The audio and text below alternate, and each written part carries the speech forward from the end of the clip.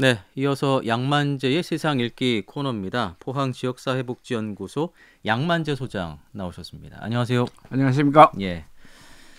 자, 오늘은 기후 위기 대응을 위한 탄소 중립 또 녹색 성장 기본 조례안에 관한 이야기 준비하셨다고요?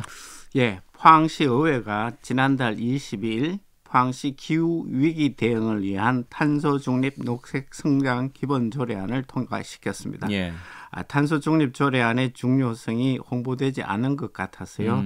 오늘은 탄소 중립과 녹색 성장 조례안에 관한 이야기를 준비했습니다. 우선 이 녹색 성장이라는 말은 과거 이명박 정부 시절에 국정 슬로건으로 정하기도 했었어요. 그렇습니다. 녹색 성장은 이명박 정부가 2008년 출범하면서 국가의 주요 정책으로 저탄소 녹색 성장을 제시했는데요. 예. 이때 녹색 성장이라는 말이 등장했습니다.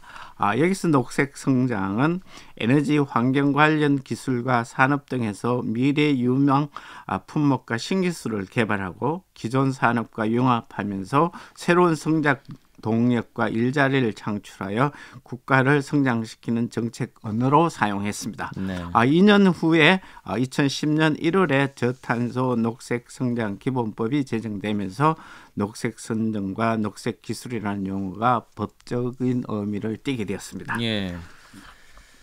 그런데 이 탄소 중립이라는 말은 최근 들어서 그 기후 위기라는 말과 함께 좀 이슈가 되고 있는 것 같죠?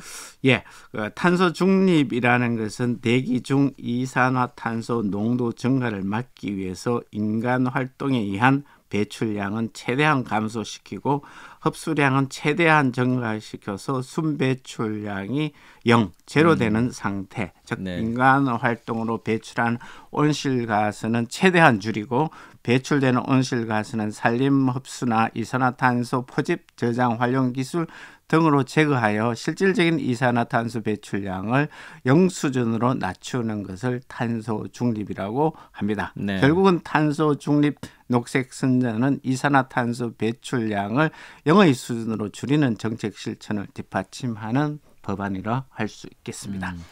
말씀하신 것처럼 이제 이명박 정부가 2010년에 그 저탄소 녹색 성장 기본법을 제정을 했고요. 예.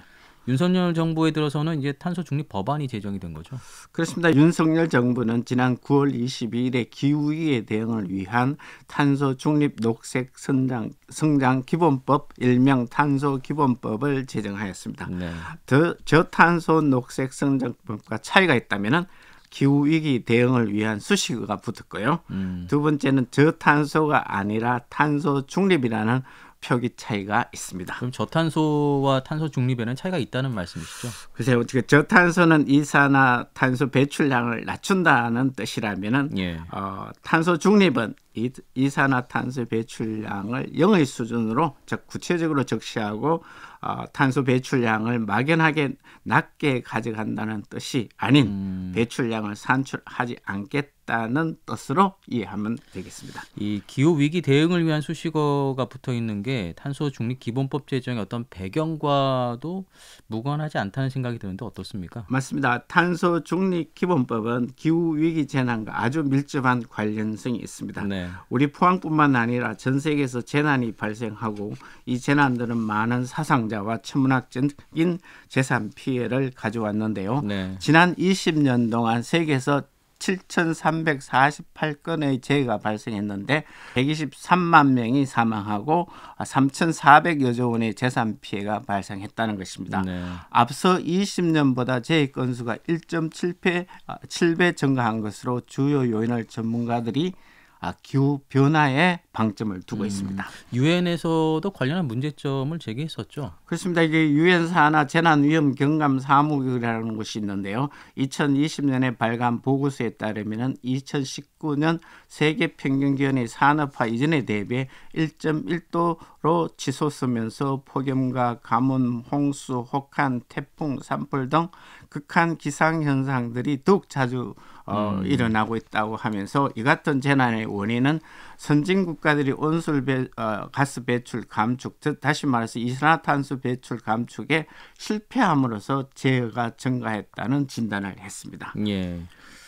이 이산화탄소 배출량이 증가하는 것이 그 기후 재난의 원인이다 이렇게 예. 보고 있는 것 같고요. 예. 따라서 뭐 이런 그 재난을 예방하기 위해서 이 이산화탄소 배출량을 제로 수준, 그러니까 0으로 좀 낮추자 이렇게 예. 각국들이 합의를 하자 우리나라도 이런 그 탄소 중립 기본법을 제정했다라고 볼 수 있는 거군요. 맞습니다. 2018년 10월이죠. 기후변화에 관한 정부 간의 협의체라는 기구가 지구온난화 1.5도씨 특별보고서를 발표해서 온도 상승 억제 목표를 1.5도씨로 권고했습니다. 예. 이를 위해서 2050년까지 세계 탄소 순 배출량이 0이 되는 탄소 중립을 달성해야 한다고 제안했습니다. 특히 2005년, 2050년이죠. 네. 탄소 중립을 위해서 2030년까지 2010년에 대비 이산화 배출량을 45%를 줄여야 한다고 권고했고요. 2019년 9월에는 유엔 사무총장이 기후행동 정상회의에서 를 개최한 이후에 세계 각국들이 탄소 중립 선언에 동참하기 시작했습니다. 우리나라는 어땠습니까? 우리나라는 문재인 대통령이 2020년 10월에 국회에서 가진 시정연설에서 2050 탄소 중립을 최초로 발표했고 12월에 국민 전체 대상으로 2050 탄소 중립 비전을 발표하였고요. 윤석열 정부가 지난 9월이죠. 탄소 중립 법안을 제정하였습니다. 법안의 제정 공포된 이후 전국 자치단체들이 탄소 중립 조례를 따라 제정하고 있고요. 전국 17개 광역 지자체 가운데서 서울시를 비롯해서 14개 자치단체가 제정을 하였고 포항시를 비롯한 기초단체들도 제정하는데 대열에 참여하고 있는 상황입니다. 사실 뭐 탄소 중립 법안이 제정이 되긴 했습니다만 우리나라도 좀 서둘러서 이런 재난 통계들을 좀 낼 필요도 있고요. 또 이산화탄소 배출량을 줄이기 위한 일종의 그 뭐 대책들, 특단의 대책이 좀 필요할 것 같습니다. 늦었지만 필요합니다. 네. 지난 6월에 기상청이 발표하기를 향후 탄소 배출이 계속될 경우에 21세기 후반이죠. 2081년이나 2100년경에는 우리 아이들이 노년기를 보낼 때쯤이면 극한 강수량은 지금보다 급증할 것인데 이는 지난 20년간 극한 강수량의 최고치를 몇 배를 상회할 것이라고 예측했습니다만은 네. 저는 올해 우리 지역에 당한 흰남노 태풍 피해만 봐도 실제 피부로 실감할 수 있습니다. 네. 과거에 경험하지 못한 폭우가 쏟아져서 8명의 시민 사망자를 냈고요.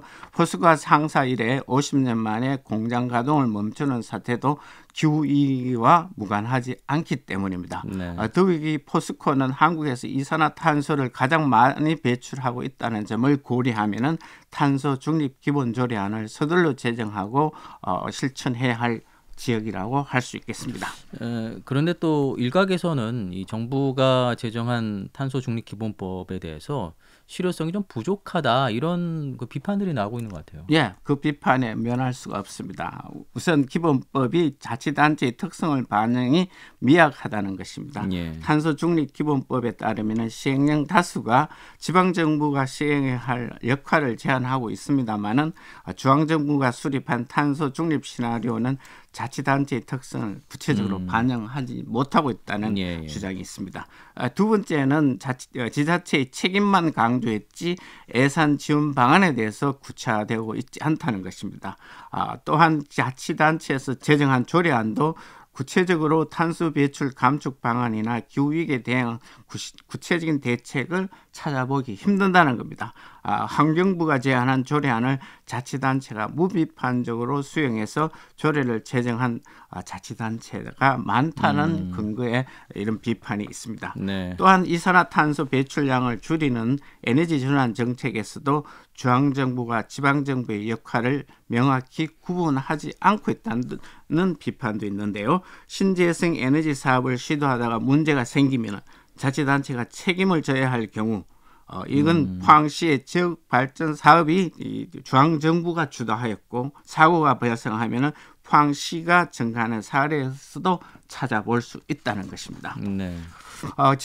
자치단체 조례안에 탄소 중립 성장위원회를 구성하는 조항이 있는데요. 여기는 핵심 이해 당사자인 노동은 철저히 배제되어 있고 농민과 시민 개입 여부의 가능성도 없어 보인다는 것이 비판의 초점입니다. 예, 이 탄소 중립과 관련해서 자치단체의 특성들, 또 예산 지원 방안, 또 책임만 뭐 강조했지 어떤 역할들이 좀 구체화되지 않았다는 그런 부분에서 좀 비판이 있다는 말씀을 해주셨는데요. 우리 시민들이 좀 손쉽게 이런 그 이산화탄소 배출량을 줄이기 위해서 생활 속에서 실천할 수 있는 사항들이 있다면 어떤 것들이 있을까요? 2020년 자료에 따라서 볼 수 있는데 우리나라의 1인당 탄소 배출량은 세계 21번째라고 합니다. OECD 국가 중에 5번째로 많다고 합니다. 생활 현장에서 배출량을 줄이는 방안은요. 첫째, 가전제품의 사용을 줄이는 것이 가장 쉬우면서 확실한 탄소 중립 실천 방안이라고 합니다. 네. 두 번째는 일회용품을 줄이는 것입니다. 커피 잔을 머그잔으로 바꾼다든가. 세 번째는 자동차 사용을 가능한 줄이고 대중교통을 이용하는 것도 좋은 방안입니다. 자동차를 꼭 사용한다면 공회전을 하지 않거나 경제 속도를 준수하고 공기압을 체크하는 등 연비와 탄소를 모두 절감하는 지혜가 필요하다는 겁니다. 네. 그리고 종이 사용을 줄이고 컴퓨터 절전 기능을 활용하는 애도 실천의 한 애라고 할 수 있겠습니다. 불필요한 그 전기 전원을 좀 꺼두시고 일회용품 사용하시는 것, 어떻게 보면 사실 작은 것부터 실천하는 그렇죠. 것이 예. 중요하다는 생각이 듭니다.